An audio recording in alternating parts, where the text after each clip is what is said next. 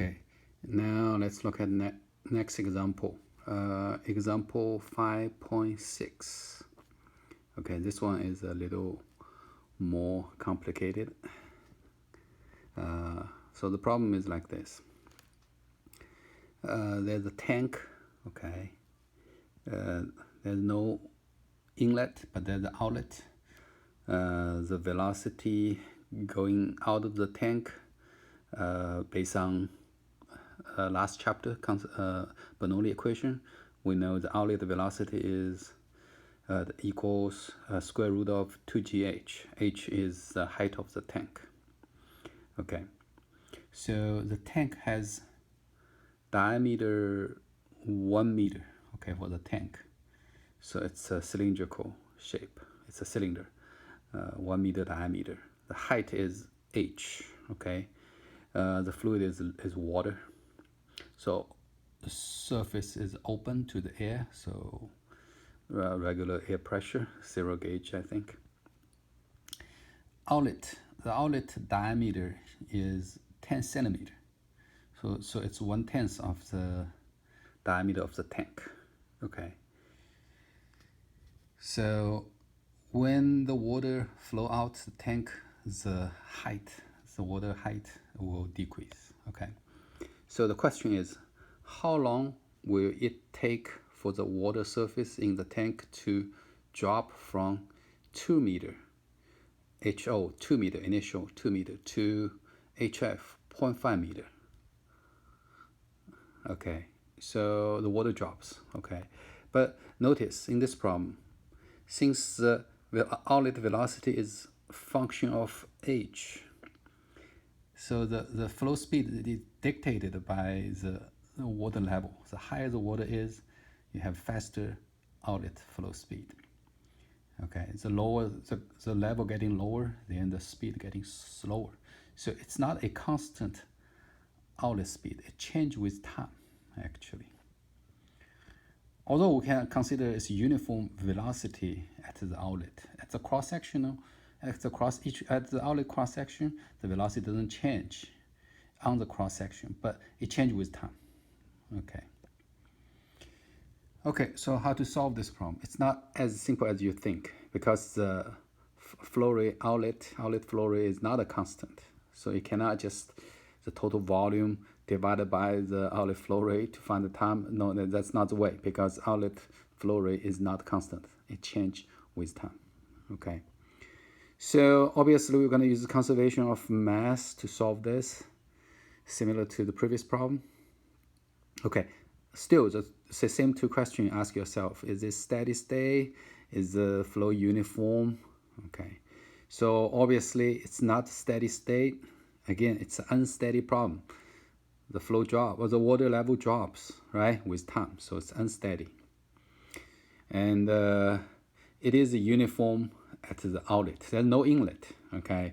So it's a uniform velocity at the outlet, okay? Although the velocity changes with time, but at any instance, on the cross-section, we assume the velocity is the same. Okay. So based on these two answers, okay, we find our equation. Okay, this is the equation. Unsteady conservation of mass.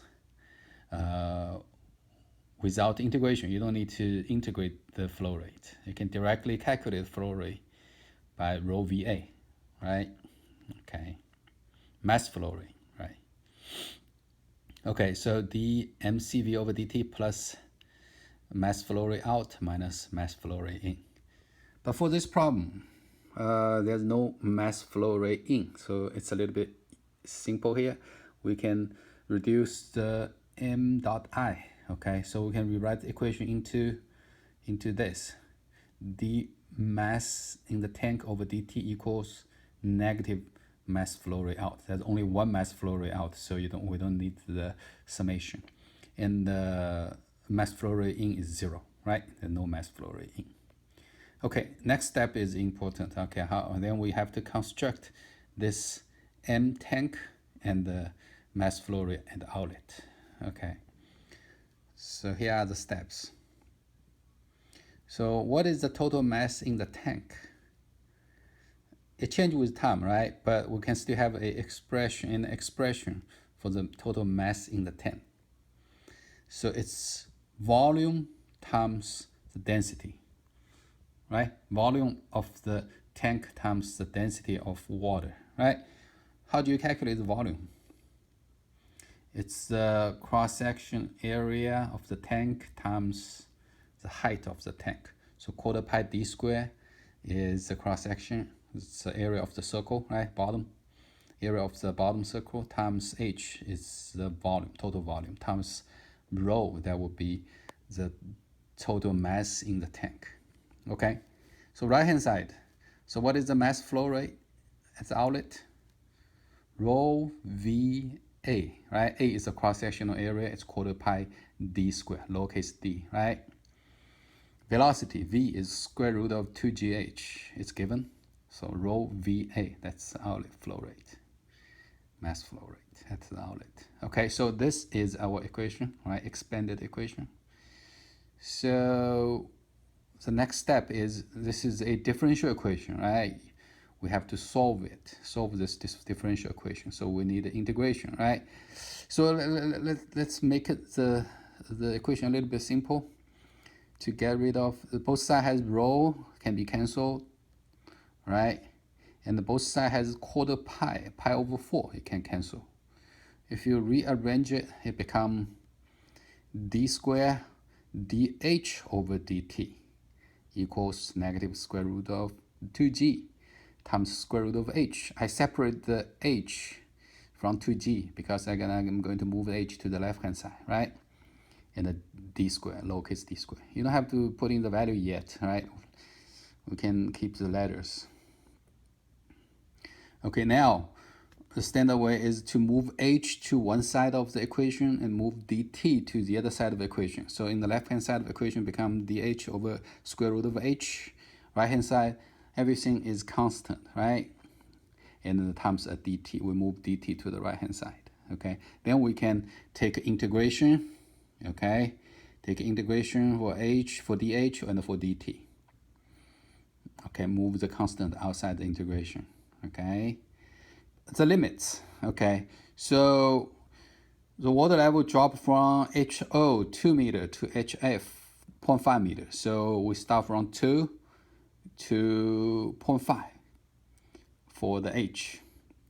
And the time, initial time is 0.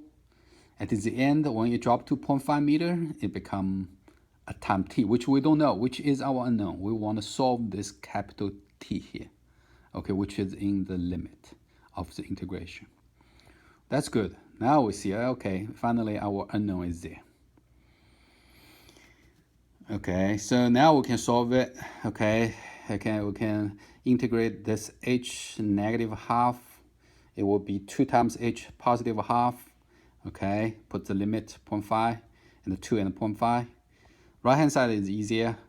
Integration of dt become t, right? The range of t is from 0 to t. Okay, then we put in the numbers. D over d is 1/10, so square become 1/100. Okay, then we can substitute the values, do some calculation. So the total time is t is 31.9 seconds. Okay, so this is a relatively complicated conservation of mass problem. We calculate the time to empty the tank from 2 meter to 0.5 meter height. It takes 31.9 seconds.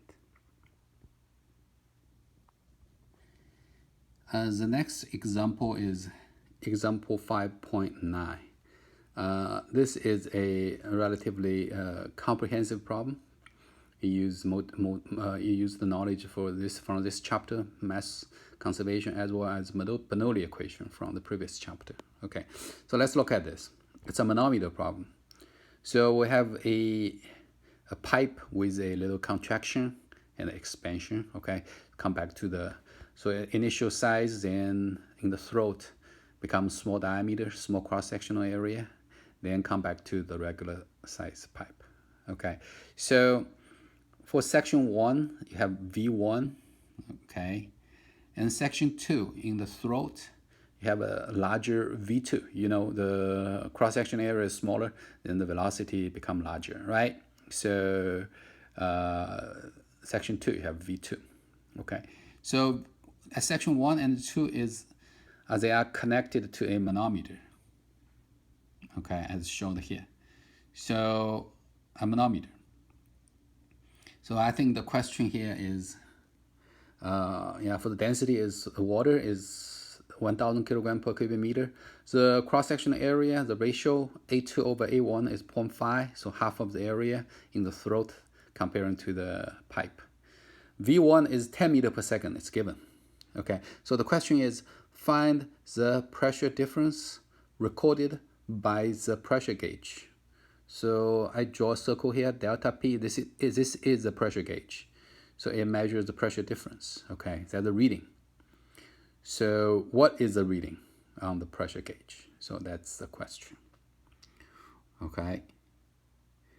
So conservation of mass, right? So again, the same question, steady state or unsteady or uniform or not. So obviously this time is a steady state problem. In this control volume, which is this pipe portion, the total mass doesn't change, okay? Flow in and out, but the pipe is filled with water, so the total mass doesn't change. So total weight doesn't change, so the mass is the same, okay? So it's a steady state. It doesn't change with time. Uniform flow, again, in both inlet and outlet, both 1 and 2, we assume it's uniform flow. It's actually is written in the problem. So basically V1 is the same on the cross-section of 1, okay? On the cross-section of inlet is V1 is uniform, okay? Same thing for V2. At the cross-section of 2, also velocity is uniform. It doesn't change. So it's a steady state in the uniform flow problem. So we know if we apply the conservation mass, is just simply mass flow rate in equal to mass flow rate out. It will be rho V1 A1 equals rho V2 A2, right? So, but the question directly asks you the pressure and the pressure gauge. So I put a 3 and a 4 section before and after the pressure gauge. So basically, the goal of this problem is to find the pressure difference, P3 and minus P4.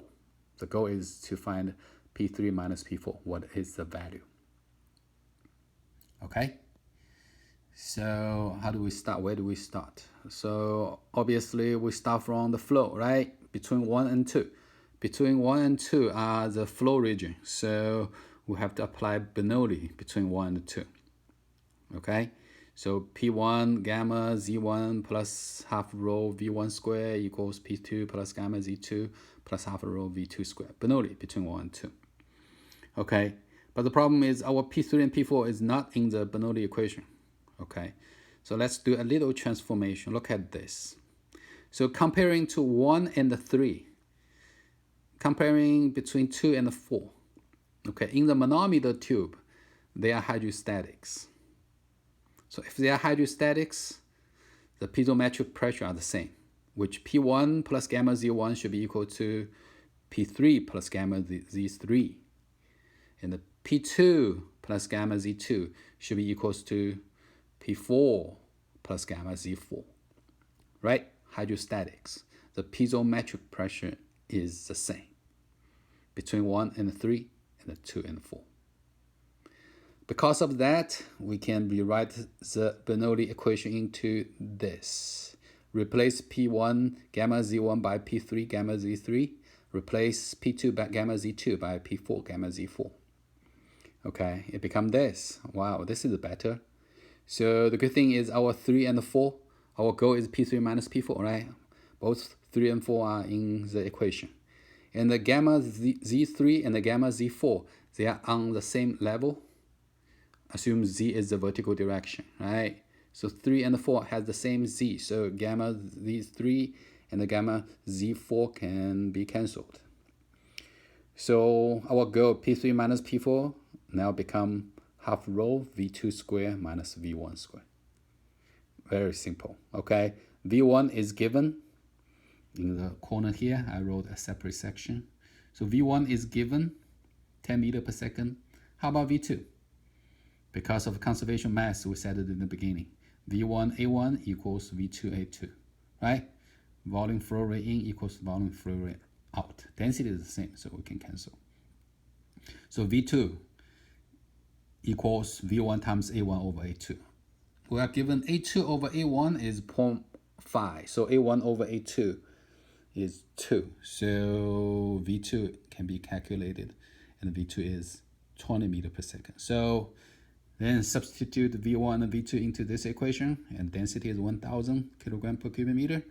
So our P3 minus P4 equals 150,000 Pascal.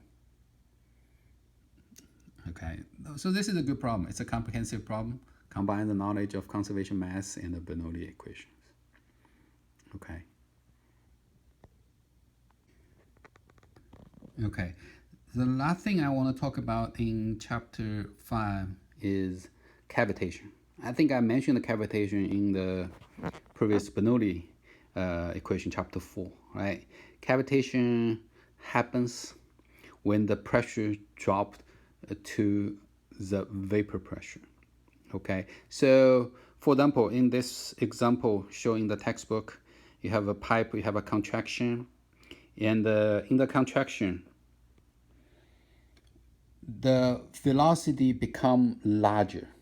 Okay, we know the flow rate has to be the same, right? In and out flow rate has to be the same. So if the flow rate is the same, if you have a small cross-sectional area, then the velocity become higher. If the velocity become higher from the Bernoulli equation, your pressure will become low. Okay, look at this diagram. This is the pressure distribution. The dashed lines is the pressure distributions along this pipe. Okay, you see the pressure drops. So there's the bottom, there's the vapor pressure as a straight line vapor pressure. There's the vapor pressure, very small, right? For water, it's about 1700 Pascal, 1700 Pascal absolute. Okay, but if the vapor pressure is reached, then the fluid start to boil. Okay, start to boil and even at the room temperature. So that's the cavitation. The bubble start to form and the cavitation starts. Okay, because of the boiling, vapor pressure being reached. So if the pressure is too low, then the bubble start to form, and it's a very violent process because in the space is supposed to be filled with liquid. Suddenly the bubble start to form, and it will be very violent condition. Okay, so it causes vibration, causes the damage of the equipment in long run. Okay, so that's cavitation. So just remember, the cavitation is when the pressure become too low due to the high velocity, then it too low and reach to the vapor pressure, is start to boil at a even regular temperature, not boiling temperature yet. Okay, so that's cavitation. We have homework problems also about cavitation. So the only thing is just to compare your pressure to the absolute vapor pressure at that temperature.